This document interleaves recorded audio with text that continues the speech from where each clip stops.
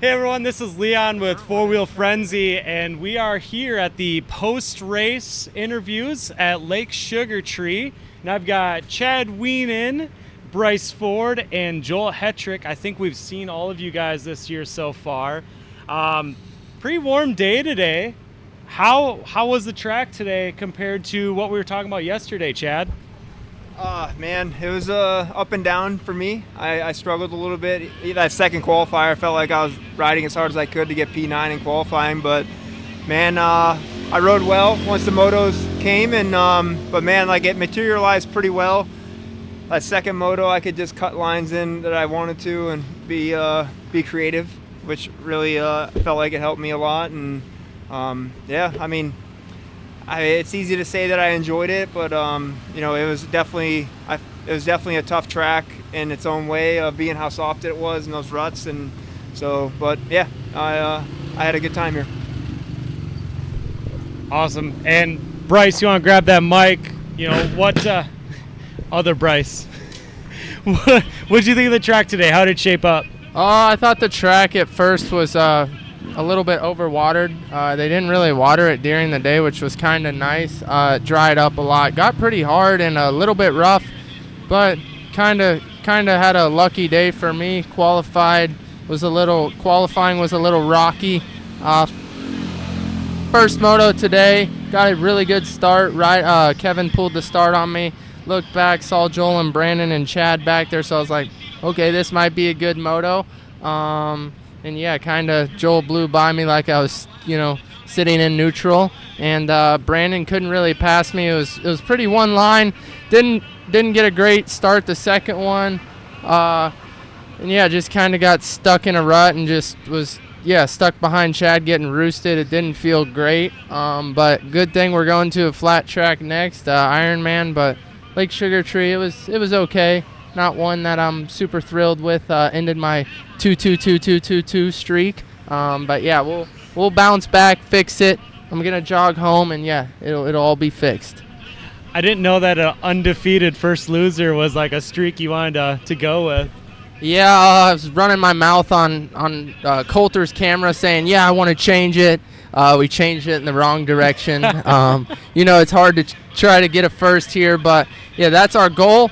It really wasn't our plan to get third, but we got second overall, so got some podium money, so that's a positive. But yeah, we didn't want to really get a third, but we had to deal with it kind of. Right on.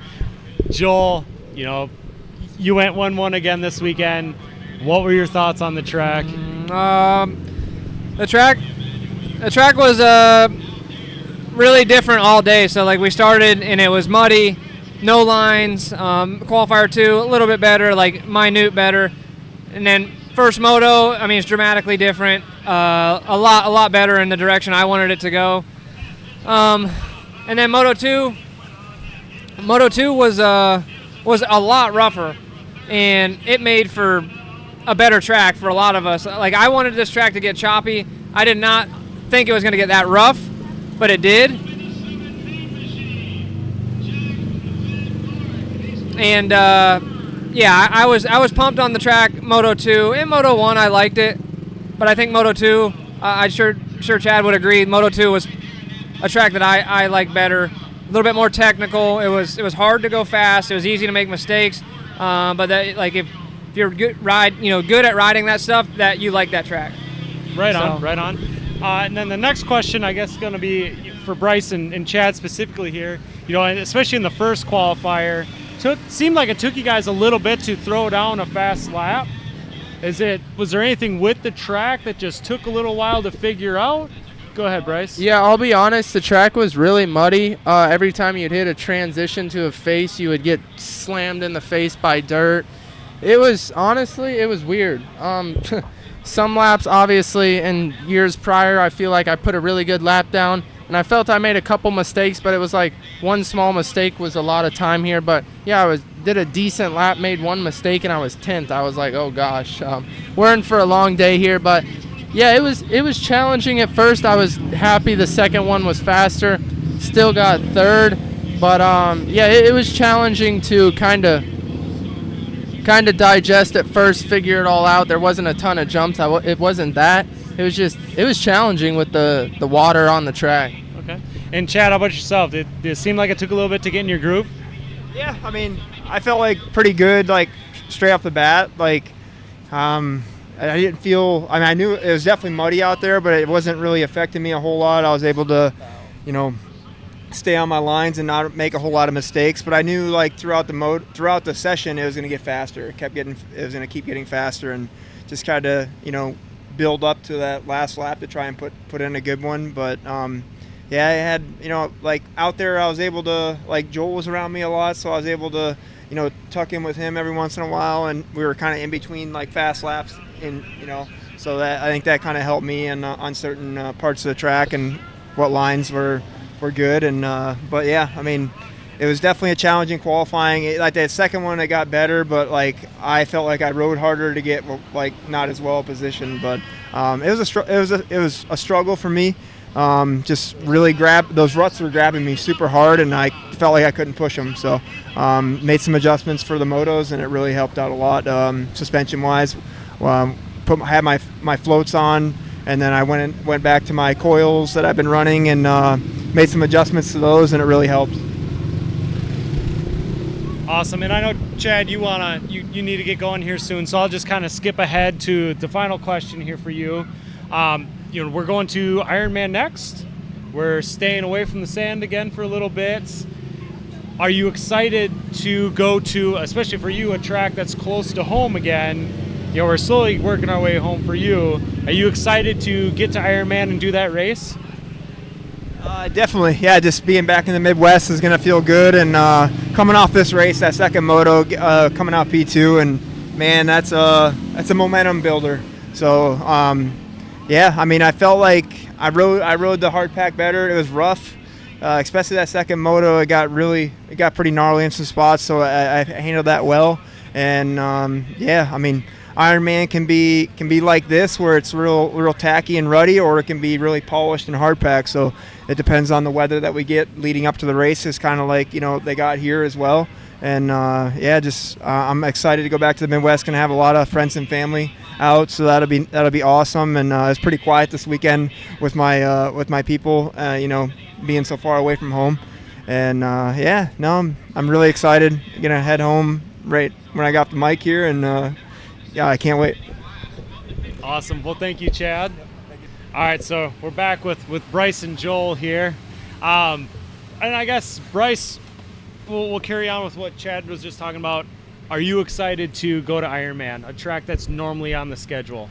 Yeah, I'm actually really excited to go there. Like I said, the track's wider. It's a national track. I would call it, honestly, one of the, the OG national tracks, one of the greats. It's just like Redbud's obviously sand, but you put Redbud, Unadilla, Ironman, you put them all in a similar category of a legit national track. Today, I mean, if you don't believe it, you're crazy. That track was one line. Ironman's not going to be that way. There's going to be a place to pass. Yeah, I'm just telling you, I see a lot of confidence floating around the area, and yeah, I'm pretty upset with the way I rode in the second one. I got lucky in the first one. I was able to block. Everybody knows I was blocking. Not the best rider out there. But I'm telling you right now, I'm frustrated with myself. My bike's phenomenal. The suspension's great. The motor's great. As we saw, I did better on the starts, something that I was, talking about. But yeah, it was a lucky weekend for some people, and I'm going to be better than that. That was one of my worst weekends I've had probably in the last 2 years. But yeah, I'm going to come out with some intensity. I'm pretty upset with the way I rode, and I'm not just going to sit here and, make excuses for myself because I got beat today. I get beat by this guy all the time, but that's, hey, we haven't beat him yet, so we can't be too upset about that. But we beat other people. And, yeah, we just can't be getting third and, yeah, trying to build to one day win a championship. Awesome. How about you, Joel? Are you excited to go to Ironman, which the other thing with it, too, is a track that a lot of people are more familiar with because it's a national dirt bike track. Yeah. It's just a well-known facility. I mean, if you don't know Ironman, then you're not into GNCC, dirt bikes, ATV motocross. I've been to so many Ironman events that are just they're amazing. They're huge events. The GNCC I've raced multiple times. It is the coolest thing. And then the dirt bike race, we raced there with them 2019. Very cool. So for us to continue to go there, I'm happy to go there. I would love to go, like Bryce was saying, let's go to Unadilla, Redbud, Ironman, Budds Creek. I really like Budds Creek too. I'd love to go to Washougal one day. You know, there's tracks like that I would love to go to because they're like Ironman. They're prestigious tracks, you know, with great facilities, but also a track that suits the quads well. And I think that's why everybody likes it. Like we know when we go there, we're going to have a racetrack that we can all perform safely on and make passes safely, cleanly. And, you know, today it was tight out there for sure. The track prep probably made it that way. And I think he was trying to avoid watering throughout the day because you water that hard pack, we know it's not fun. But, you know, I'm not a track guy. I don't prep tracks, but, you know, I'm sure there's people that are going to say, you should have done this, this, and this. Well, it's his track. He knows what he's doing with it. It turned out at the end of the day to be a lot better. But, yeah, we're looking forward to Ironman. I think we're all excited. I'm ready to go. We got a couple good ones right after that, so it's just it's looking up for sure. Yeah, absolutely. And not really pertaining to today at all as well, but, you know, let's say we ever had the chance to piggyback weekends with the dirt bikes, which I know you in 2019 at Ironman, you were there. Mm-hmm. If we were to do something like that for multiple rounds, if not all the rounds, how would you feel on that? Are you excited about something like that, or would you? Yeah, I think that would be a huge turning point with ATV motocross. We have so much opportunity to grow, you know. We're doing an extreme sport that people enjoy to watch, but we're not putting it out there in the right way, I believe. Like, this podcast is great to show ourselves and speak how our days went. But we need to be on live coverage TV. A lot of people love when we were on MAP TV. I don't think we're on there now. I mean, we can't even be on the Ocho right now, and that's sad. Yeah, man. Like, whatever Cernix does at Pleasure Valley to get live, like, I've looked into that, and I would love for our series to do something like that. Because we can, if we piggyback with bikes, we're obviously going to have a spectator turnout. Right. We can have a spectator turnout without the bikes if we just navigate ourselves in the right direction with the right people, the right funding, the right promoters group, and that's just my honest opinion. We have some really great promoters, but then we have some that are not so great, and I've done it all my life. I've been here a long time, so I understand which ones are not helping us, and I understand which ones are putting an effort to make our sport grow.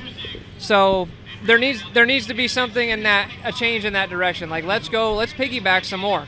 We've asked for it many times. Right. We would love to do that. That's what I want to do. Yeah. I want to race in front of a crowd because that's what we deserve. You know? Is it just because dirt bike guys are scared because we are faster than a lot of them? I don't know. It's nothing to do with them, man. It's just where we're at, who's controlling us, and making those calls and not allowing us to be there.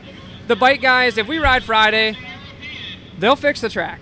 Promise. Exactly. I promise you, bike guys, they will fix it. They did it Friday at Ironman before. It worked out great. They done it at Steel City a long time ago. I was too young to race it. It was a super cool event. It can happen, and it can be good. Well, even look at when we did the Soaring Eagle races. Yes. And the pro bike guys were there. Yes. There was amateur bikes, there was amateur quads, pro quads, and you had pro bike guys, like, amazed at how well the pro quad guys rode. So just to touch on that, we have a supercross track at my house.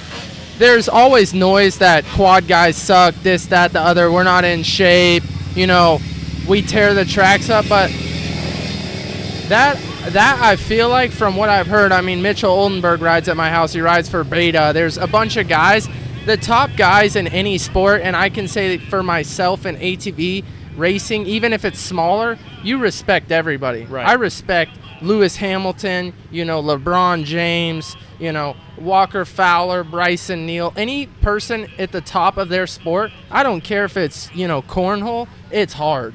It's tough. And I think I agree with Joel. We need the chance and the opportunity to go out there and ride Friday. Like, if you put a little bit of money up, you know, honestly, for me, that's like my dream. So you get more energy out of it. I'm sure that's Joel's dream, to ride in front of, you know, 20,000 people and show that he is the fastest guy that's ever touched a quad. And that's just what we don't get, and it's unfortunate. But I think if we got that chance, and live stream is massive. Like, I go on TikTok, my own platform, and I, you know, could get 100 people, or on a good day I could get 800 people. And I'm a small network, you know, and we promote ourselves, but it would be great if we had promoters, you know, the series backing us, and that way we were on a billboard, you know. Like, if we had some cameras out there, I promise you, I might rub a wheel with somebody, but we're getting no progress towards, you know, going mainstream or getting bigger. So it's like, you know, I'm just going to settle in where I'm at. And do I want to do that? Absolutely not. But I think we have great people in the sport, you know, great riders. I think speed-wise, I would say he's at the top of his level. You know, I'm trying my best. Some weekends I don't know what I'm doing, but we need some help from the promoters, the sport, the sponsors. Sponsors don't want to help because we're not on, you know, mainstream. But you're doing a great job. We gotta, you know, get some people that wake up and get it going. Absolutely. And I mean, the other thing with that too is, you know, we're sitting with the fastest guy on an ATV in the world. Dirt bike guys, the USA can't claim that right now. Yeah. So. It's a shame that we don't get the respect that we've earned, I feel like. Right. Like Bryce said, when you're at the top of your sport, any sport, you're working hard. Mm-hmm. We're working very hard. So it's just a bummer where we're at. But obviously we know we need to grow it. We need to do better things. Bryce does a good job on his social media. I feel like I do. You got to have a personality to do it. Where I'm 30-something years old. I don't have that personality like he does, but he does good with it. And if that's what it takes to entertain and make it interesting for people, the racing's one thing, but the personality of the riders is another thing that people enjoy to see, and that's why they watch the YouTubes. And but even if you look at GNCC, it's a nobody cares. Like, if you look at GNCC, honestly, I raced it. Ironman GNCC. There were so many people. I watch you on TikTok, this, that, and the other. The racing, I raced it, is so boring. Did I get tired? Absolutely. But the racing is so boring, but they do a great job. They do concerts. They have beer tents there. Bounce houses. It's a event. It's a good time. Yes, it's an event. That's what we need. We can handle the racing. Like, we'll make it fun. I'll pay Joel a little bit to slow down and be like, hey, you know, make it look like we have a chance. No, but it'll be entertaining. We have to have the show. You know, when we roll in, we feel like a normal local guy. Like, if we got the treatment we get in Europe, I'm telling you, it'll be like a fireworks show in the racing, all of it, you know, signing autographs, everything. We need a show. We need a platform to show out on. And like I said, you know, I said your name, Leon. Thanks for doing this. But the people that are doing this, he's not getting money from the series, the promoters.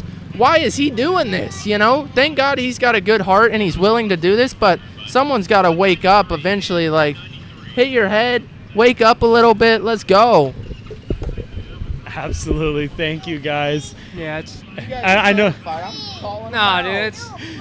Okay, we got the boss man here telling us it's time to cut. So it's all right. We'll end it here, and you know, you guys, great job today. Thank you. You both rode really well. Obviously, I got a pretty decent seat today in the mechanics area.